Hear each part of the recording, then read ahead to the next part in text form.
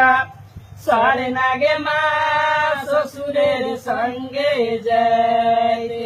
আমার মনটা সরে নাগে মা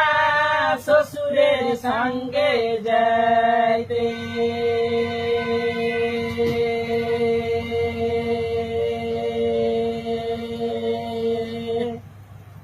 শাশুড়ি আইলো আনতে গে মা শাশুড়ি আইলো আনতে